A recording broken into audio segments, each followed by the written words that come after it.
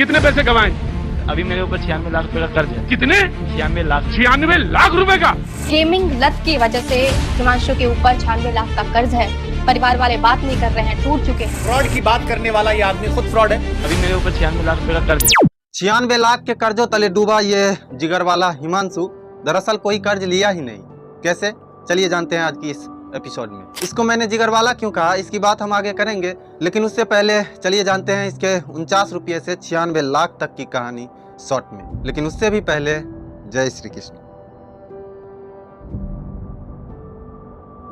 इसका नाम हिमांशु है। 10th करने के बाद इसके पापा और इसके गवर्नमेंट स्कूल टीचर माँ इसको पढ़ने के लिए, आगे की पढ़ाई के लिए झारखंड भेज देते हैं, जहाँ पे इनके कुछ दोस्त बनते हैं, जो दोस्त ड्रीम 11 और माई 11 सर्कल जैसे ऐप्स पे सट्टा लगाते हैं। मैं इसको सट्टा ही बोलूँगा। फिर भी तब तक हिमांशु ऐसा कोई गेम नहीं खेलता था, लेकिन धीरे धीरे बार बार अपने फेवरेट स्टार्स के द्वारा प्रचार किए जाने पे, बार बार अपने फेवरेट स्टार्स का ऐड देख देख कर इसके मन में ख्याल आया कि यार इतने बड़े स्टार झूठ थोड़ी बोलते होंगे, और कुछ ना कुछ तो बात होगी, तभी तो बार बार इसका प्रचार किया जा रहा है। और फिर मेरे दोस्त लोग भी तो खेलते हैं, वो तो कभी नहीं हारते, या तो जीतते हैं या तो 49 रुपये वापस आ जाते हैं। इन्हीं सवालों से ब्रेन वॉश्ड होकर हिमांशु 49 रुपये लगा देता है और सौभाग्य से कुछ जीत जाता है। उसके बाद ये फिर से लगाता है और कुछ दिन कभी जीतता है तो कभी 49 रुपये वापस आ जाते हैं। फिर ये सोचकर इस गेम को कंटिन्यू करता है कि यार मेरा कुछ जा थोड़ी रहा है, या तो मैं कुछ रुपये जीतता हूँ या मेरा 49 रुपये वापस ही आ जाता है,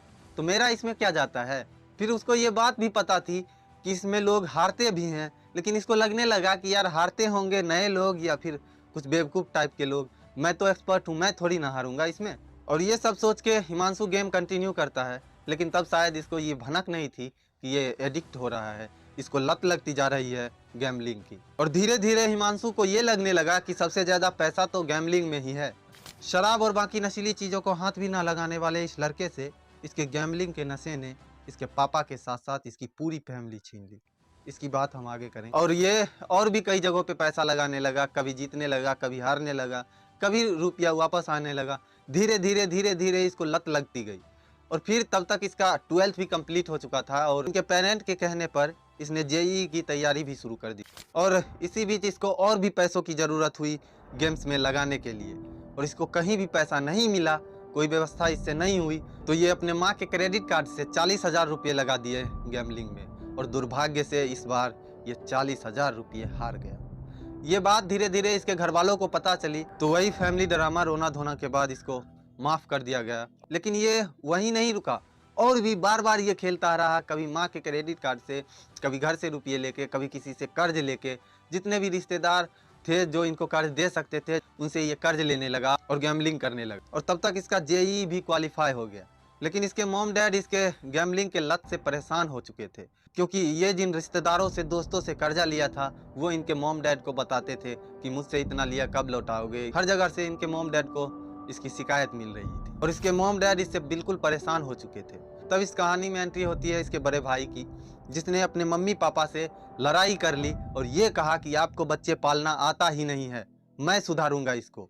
और ये कह के इसका भाई इसका एडमिशन बीटेक में करवा देता है, और फर्स्ट सेमेस्टर की फीस के लिए ये लोन लेने वाला था, लेकिन इसके पापा अपनी पूरी सेविंग्स इसको दे दिए, पूरे 80,000 रुपये, और उन्होंने ये कहा कि लोन लेने की कोई ज़रूरत नहीं है, मैंने इतना बचा के रखा है, इससे फर्स्ट सेमेस्टर की फीस भर दो और सेकेंड सेमेस्टर के लिए तब तक हम व्यवस्था करते हैं। लेकिन इतने सारे पैसे को फिर से एक साथ देख के हिमांशु को रहा नहीं गया, और बार बार इसके मन में यही ख्याल आने लगा कि यार मैंने ही गलती की थी, इसीलिए मैं हार गया था, सारे रुपये मेरे चले गए। इस बार मुझे गलती नहीं करनी है, इस बार 80,000 के 1 लाख होंगे, ज़्यादा से ज़्यादा 1.5 लाख होंगे, मैं खेलना बंद कर दूंगा, उससे ज़्यादा लगाऊंगा ही नहीं जो मैं हारूंगा। लेकिन दुर्भाग्यवश हिमांशु इस बार भी 80,000 रुपये अपने फर्स्ट सेमेस्टर की फीस को गैम्बलिंग में लगा देता है, और दुर्भाग्य से पूरे रुपये हार जाता है। अब इसको डर सताने लगी कि अपने मम्मी पापा को क्या जवाब देंगे, भैया को क्या जवाब देंगे। तो फिर चालाकी तो देखिए इसकी, ये जानबूझकर एटीएम पिन को 4 बार गलत डाल के एटीएम अकाउंट को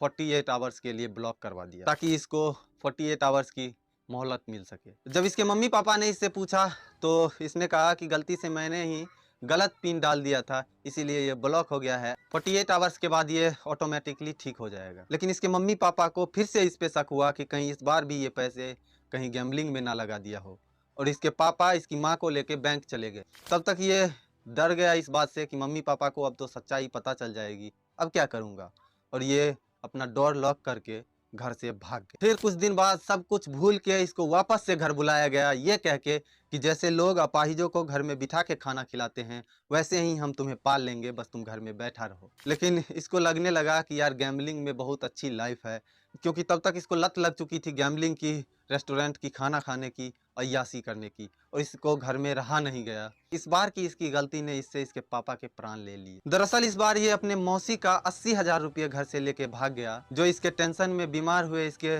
पापा के इलाज के लिए रखे हुए थे। उधर वो धीरे धीरे करके अपने पापा के इलाज का 80,000 रुपये भी हार गया, और फिर वो फ्रॉड करने लगा, लोगों को बड़े बड़े सपने दिखा के उससे ठगने लगा। और इधर इसके पापा गुजर गए, लेकिन ये उनका अंतिम दर्शन भी नहीं कर पाया, क्योंकि ये अपने पापा के इलाज का पैसा लेके घर से भाग चुका था और डर से आ नहीं पाया।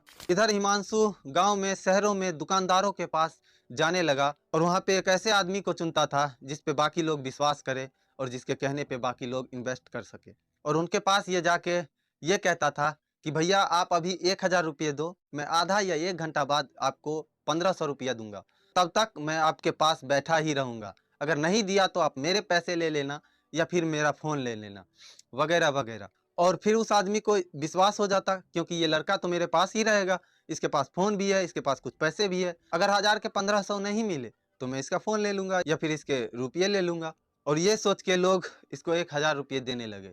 ये गेम में लगा के जीत के 1500 भी दे देता, और छोटी मोटी अमाउंट ये हार भी जाता था तो अपने पास के पैसे उनको दे दिया करता था। और धीरे धीरे लोग ज़्यादा इन्वेस्ट करने लगे, 2,000, 5,000, 10,000 ऐसे इन्वेस्ट करने लगे। फिर मौका देख के हिमांशु उसको ये कहता था कि आप अकेले कितना कमाओगे, आप अगर और भी लोगों को इसमें जोड़ते हो तो आपको हर आदमी पे 100 रुपया एक्स्ट्रा मिलेगा, और उस आदमी को आप ही के तरह 500 रुपये एक्स्ट्रा मिलेंगे। और कहते हैं ना कि लालच बुरी वाला है, और लोग लालच में अपने दोस्तों को, पड़ोसियों को, रिश्तेदारों को इसमें जुर्माने लगा। और हिमांशु स्टार्टिंग में हर आदमी को कुछ ना कुछ जीत के बेनिफिट देता था, कुछ ना कुछ का मतलब जितना ये पहले वादा कर चुका था कि 500 रुपये सबको एक्स्ट्रा मिलेंगे, वैसे ये दिया करता था। धीरे धीरे अमाउंट बढ़ता गया, और धीरे धीरे ये भी अपना अमाउंट बढ़ाता गया, 500 के जगह 1,000 फ़ायदा देने लगा। फिर लोग अपना इन्वेस्ट बढ़ाते गए, एक एक आदमी 1-1 लाख रुपये इसको देने लगे, कोई 50,000, कोई 20,000, कोई 10,000, कोई 1 लाख ऐसे देने लगा। और ऐसे एक एक जगहों से 5 लाख, 6 लाख, 10 लाख रुपये तक इकट्ठा किए हिमांशु ने। तो किसी से कोई कर्ज नहीं लिए, ऐसे इकट्ठा किए थे पैसे। और जब मोटी रकम इकट्ठा हो जाती थी तो हिमांशु उनसे ये कहता कि मैं इस रुपये को बैंक के थ्रू अपने अकाउंट में लेने जा रहा हूँ, और विश्वास के लिए किसी के पास अपना फ़ोन, किसी के पास आधार कार्ड वगैरह वगैरह छोड़ देता था, ताकि लोग इस पे भरोसा करें कि ये भागेगा तो कहाँ, इसका आधार कार्ड तो मेरे पास है, इसका फ़ोन तो मेरे पास है, वगैरह वगैरह। और हिमांशु बैंक में पैसे जमा करवाने के बहाने वो रुपया लेके वहाँ से भाग जाता था, और लोग उसका कुछ कर भी नहीं पाते थे, उसको ढूंढ भी नहीं पाते थे। और धीरे धीरे सारे पैसे इन्वेस्ट करने लगा, कभी जीतता तो कभी हारता, कभी जीतता कभी हारता, और ऐसे ही ये सब कुछ हार गया आहिस्ता आहिस्ता। जो आदमी अपने बीमार पापा के इलाज का पैसा गैम्बलिंग में हार सकता है, वो फिर गैम्बलिंग के लिए कुछ भी कर सकता है। और हुआ भी कुछ ऐसा ही, इसने कई बेबस लोगों को ज़्यादा रुपये लौटाने के लालच देके उसका रुपया लेके भाग गया। ऐसे ही दिल्ली में एक लड़के की बहन की शादी थी, उसने अपने बहन के शादी के लिए पैसे बचा के रखा हुआ था, और ये उसको लालच देके कि 1,000 का 1500, 1500 का 2,000 ऐसे करके आपको पैसे मिलेंगे आप अगर लगाओगे तो। और जब तक वो लड़का 2,000, 3,000 छोटी मोटी रकम देता रहा, तब तक ये उसको बढ़ा बढ़ा के, जीत के बढ़ा के देता रहा। और जब उसने अपनी पूरी फ़ोन ही सौंप दी इस पे और इसको पिन बता दिया, तो फिर ये उसका सारा पैसा गैम्बलिंग में लगा दिया और सारे पैसे हार गया और वहाँ से भाग गया। मुझे याद है आज से 8-10 साल पहले जब मैं छोटा था, तो मेरे गांव में भी एक आदमी आए थे जो हर घर से ये कह के बर्तन ले गए कि आपको कल नए बर्तन मिलेंगे इस बर्तन के बदले। और उस वक्त लालच में आके हर घर से हर किसी ने कोई कटोरी दिया, तो कोई लोटा, तो कोई ऐसी ही छोटी छोटी बर्तनें। 2 दिन बाद वो सबको नया करके वापस लौटा गया। फिर लोगों को उस पर विश्वास हो गया और लोग अपने घर के सारे बर्तन उसको दे दिए कि ये हमें नया करके दे जाएगा। और इस बार वो गया तो दोबारा आया ही नहीं, मतलब लेके भाग गया। और कुछ ऐसा ही हिमांशु ने भी किया, पहले लोगों का विश्वास जीता और फिर उसके पैसे लेके भाग गया। और इसकी मजबूरी ये थी कि ये सारे पैसे गैम्बलिंग में हार गया, वरना ये शायद उनको पैसे लौटाने ही वाला था। फिर भी इतना हारा कैसे? ये गेम्स मैंने भी खेल के देखा हुआ है। जब मैं जीत जाता था तो फिर बड़ी बड़ी रकमें लगाने लगता था, और फिर जब बड़ी बड़ी रकमें लगाने लगता था तो फिर सब हार जाता था, और जब सब हार जाता था और खेलने बंद करने वाला था तो फिर ख्याल ये आता था कि यार इतना हार गया, कम से कम वो तो वापस कर लूँ, फिर छोड़ दूंगा।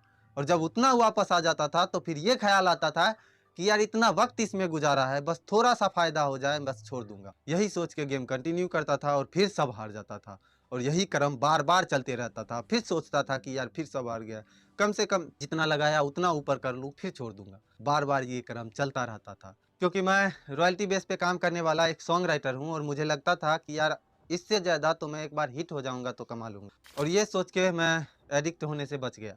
खैर, मैंने अभी इंडस्ट्री का राइटर्स के साथ दुर्व्यवहार देख के काम छोड़ा हुआ है। मतलब मुझे लगता है कि जो पैसा और जो क्रेडिट उनको मिलना चाहिए वो नहीं मिलता है। खैर, इसकी बात हम किसी और एपिसोड में करेंगे। फिलहाल इस टॉपिक पे वापस आते हैं। तो हिमांशु के मन में भी मेरी ही तरह ख्याल आता गया, और वो धीरे धीरे एडिक्ट हो गया और 96 लाख तक हार गया। और 96 लाख एक मोटी रकम है, मोटी आंकड़ा है। उसका कहना है कि इससे कहीं ज़्यादा हारा हुआ है। और अंत में पैसे मांगने वालों से परेशान होकर हिमांशु मेट्रो से कूद के आत्महत्या करने वाला होता है। उसी वक्त ऐन वक्त पे पुलिस आ जाती है और इसको पकड़ लेती है, और फिर इसकी कहानी सुनने के बाद इसको साइकेट्रिस्ट के पास ले जाया जाता है, जहाँ पे उनके बहुत सारे समझाने के बाद ये गेम खेलना बंद करता है, और प्रतीक त्रिवेदी के शो में जाके ये भी खड़ा हुआ होता है। वहीं पे उनकी नज़र इन पे पड़ती है और इनसे पूछते हैं, तो ये बताता है कि ये सब झूठ है, जो ऐड आता है, जो प्रचार करते हैं स्टार्स, ये सब झूठ बोलते हैं, ऐसा कुछ नहीं होता है, लोग बर्बाद हो जाते हैं गैम्बलिंग में। और फिर जब इससे क्वेश्चन किया गया तो इसने जवाब दिया कि मैंने 96 लाख रुपया हारा है इसमें। मैंने इसको जिगरवाला क्यों कहा? इसीलिए क्योंकि इसमें हिम्मत है अपनी सारी गलतियों को कबूल करने की। अगर ये कुछ छुपाता तो सबसे पहले ये छुपाता कि ये अपने पापा के इलाज का पैसा गैम्बलिंग में हार गया। ये सबसे पहले ये छुपाता कि ये किसी की बहन के शादी का पैसा लेके भाग गया और गैम्बलिंग में हार गया। तो ये थी हिमांशु की कहानी, जो मैंने शॉर्ट में समझाने की कोशिश की है, वरना ये कहानी बहुत लंबी है। इस कहानी में बहुत से टर्न हैं। बाकी हिमांशु, आप सारे कर्ज चुकाएंगे भी, और इन गेम्स को बंद करवाने के लिए हम लोग साथ में डट के लड़ेंगे भी। बाकी वीडियो बहुत लंबी हो गई है, बाकी की बात हम करेंगे अगले एपिसोड में। और अगले एपिसोड में हम ये बात करेंगे कि इन गेम्स को बंद करवाने के लिए हम लोग क्या क्या कर सकते हैं और हमें क्या क्या करनी चाहिए। और साथ में हिमांशु, आप अपना कर्ज कैसे चुकाएंगे, इसका भी एक आइडिया हम लोग ढूंढेंगे अगले एपिसोड में। तब तक रखिए अपना बहुत बहुत ख्याल। नमस्कार।